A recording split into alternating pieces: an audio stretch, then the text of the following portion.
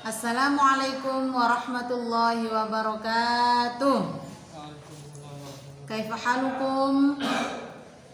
Sabahul khair. Ahlan wa sahlan. Oke, anak-anakku sekalian. Hari ini pelajaran kita adalah materi fikih untuk kelas 7. Untuk pertemuan kemarin kita sudah belajar tentang toharoh, tentang bersuci ya. Kemarin kita sudah belajar tentang bersuci, bahwasannya bersuci itu ada dua macam, ada dari hadas juga ada dari najis. Sudah saya jelaskan semuanya kemarin, sudah bisa dipaham anak-anak? Selanjutnya untuk pertemuan kali ini kita akan belajar tentang bab 2, yaitu bersuci dari hadas dan najis. Ya. Kemarin sudah saya jelaskan apa itu hadas, apa itu najis dan macam-macamnya, sudah saya jelaskan ya. Sekarang untuk bersuci dari hadas dan najis itu akan menggunakan beberapa alat. Jadi pakai apa untuk bisa bersuci dari hadas dan najis itu? Untuk bersuci dari hadas dan najis maka bisa menggunakan dua alat. Yang pertama menggunakan air. Ini air ini adalah yang paling utama. Yang kedua menggunakan selain air. Jadi ada dua macam. Tadi satu dengan air, dua dengan selain air. Jadi seperti itu. Apa? Air kan sudah tahu semuanya ya. Air masa nggak tahu air? Kalau yang selain air itu apa? Seperti debu, batu, terus kemudian kertas, kayu. Nah itu pokoknya benda-benda padat yang bisa digunakan untuk bersuci, itu yang selain air. Jadi ada dua macam ya, yang bisa digunakan untuk bersuci. Yang pertama adalah air, yang kedua adalah selain air. Untuk yang pertama adalah airnya. Silahkan kalian buka di LKS-nya, anak-anak, perhatikan di situ. Untuk air itu ada macam-macamnya. Air itu dibagi menjadi 7. Air apa saja yang boleh digunakan untuk bersuci? Nah, silakan dibaca di situ. Yang pertama adalah air hujan. Sudah tahu kan air hujan? Air hujan. Terus yang kedua air laut, kemudian air sungai, air sumur, kemudian air sumber mata air, kemudian air salju, dan yang terakhir adalah air embun. Nah, itu adalah macam-macam pembagian air. Jadi macam-macam air yang bisa digunakan untuk bersuci ada 7, seperti yang saya sebutkan tadi. Selanjutnya, dari 7 air itu, anak-anakku sekalian, dari 7 macam air itu dibagi lagi menurut hukumnya, mana yang boleh, mana yang makruh, mana yang gak boleh dipakai, itu dibagi lagi menjadi 4. Yang pertama namanya air tohir mutohir, air mutlak. Apa itu? Yaitu air yang suci dan mensucikan. Suci dan mensucikan. Apa itu air yang suci dan mensucikan? Ya seperti yang saya sebutkan tadi di atas, yang 7 itu semuanya. Mulai dari air hujan sampai air embun, itu semuanya suci mensucikan. Terus kemudian yang kedua adalah air musyammas. Air musyammas, perhatikan di bukunya LKS-nya. Air musyammas. Apa air musyammas itu? Air musyammas adalah air yang terkena terik matahari, terkena panas matahari yang tersimpan di dalam logam, besi atau bejana. Nah, di situ kamu menaruh air di dalam bejana atau di dalam wadah yang terbuat dari besi, kemudian terkena sinar matahari langsung. Nah, itu kan panas airnya, maka itu dinamakan air musyammas. Nah, bagaimana hukumnya menggunakan air musyammas ini? Nah, menggunakan air musyammas, air yang terkena panasnya matahari yang tersimpan di dalam logam tadi itu hukumnya makruh. Boleh digunakan tapi hukumnya makruh. Kalau digunakan di badan, misalkan kalau digunakan untuk berwudu, digunakan untuk mandi, itu hukumnya makruh. Kenapa? Karena dikhawatirkan akan membahayakan kepada kulit. Terus kalau dibuat cuci baju, cuci piring, boleh? Boleh. Nah itu ya, itu namanya air apa Nana? Air musyammas. Air musyammas itu air yang suci tapi hukumnya makruh digunakan. Terus yang ketiga adalah air mustakmal. Apa air mustakmal?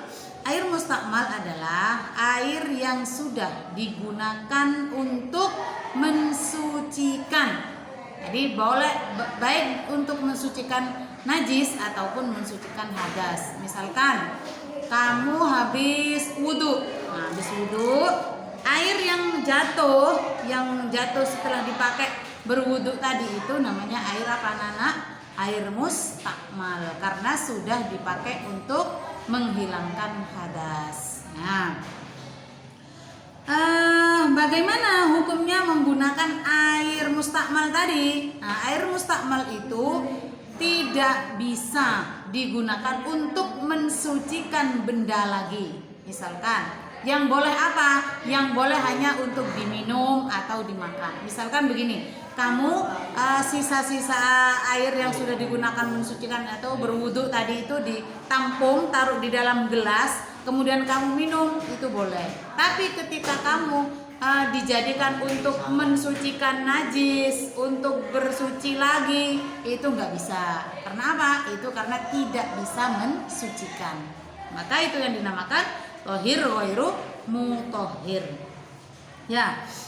Terus kemudian apa saja yang termasuk air mustakmal? Contohnya seperti tadi, air yang sudah digunakan untuk mensucikan hadas atau najis.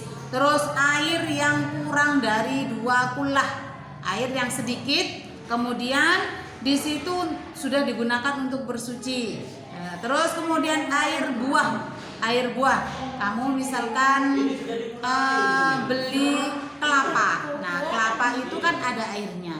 Nah, kemudian sama kamu air kelapa itu mau digunakan untuk berwudu atau mensucikan najis, itu nggak bisa karena air kelapa itu tidak bisa mensucikan. Ya, yang terakhir dari pembagian air yang 4 tadi itu yang terakhir adalah namanya air mutanajis. Apa air mutanajis? Air mutanajis itu adalah air yang terkena najis. Nah, jadi baik itu airnya banyak ataupun airnya sedikit. Nah, sekarang apa air yang banyak itu apa kriterianya? Air yang sedikit itu gimana? Nah, yang dimaksud air yang banyak itu adalah air yang sudah mencapai 2 kullah. Ya, sudah mencapai 2 kullah. Misalkan kamu masuk di dalam kolam itu kan banyak sekali airnya. Kemudian airnya itu terkena najis, bangkai misalkan. Terus masuk di situ bangkai tikus, bangkai ayam. Nah, kemudian airnya itu berubah baunya jadi baunya nggak enak. Terus rasanya juga berubah, warnanya juga berubah. Itu berarti air itu sudah dinamakan air mutanajis. Kalau airnya mutanajis, maka tidak bisa digunakan untuk bersuci. Juga tidak boleh diminum, tidak boleh dimakan karena itu sudah mutanajis. Begitu ya. Atau air yang sedikit yang kurang dari 2 kullah. Yang kurang dari 2 kullah misalkan seperti 1 cangkir air, 1 gelas air, 1 gayung air. Kemudian di situ masuk kotoran cicak di dalamnya. Nah, otomatis di dalam air itu sudah ada najisnya. Nah, di situ baik itu berubah ataupun tidak berubah, tetap warnanya tetap tapi di situ karena sudah ada najisnya, maka air itu dinamakan air mutanajis. Kalau sudah mutanajis, maka tidak bisa digunakan, tidak bisa digunakan berwudu, tidak bisa digunakan bersuci, juga tidak boleh dikonsumsi. Itu ya macam-macam air dan pembagiannya. Nah, itu anak-anak bisa dipaham tentang pembagian air. Selanjutnya adalah macam-macam najis. Ya, najis itu terbagi menjadi 3. Najis terbagi menjadi 3. Yang pertama adalah najis mukhaffafah, yang kedua adalah najis mutawassithah, yang ketiga adalah najis mughalladah. Silakan kalian dilihat di LKS-nya. Najis mukhaffafah itu adalah najis yang ringan. Najis yang ringan. Najis yang ringan. Apa contohnya najis yang ringan itu? Adalah contohnya seperti kencingnya anak bayi. Kencingnya bayi laki-laki yang belum berumur 2 tahun.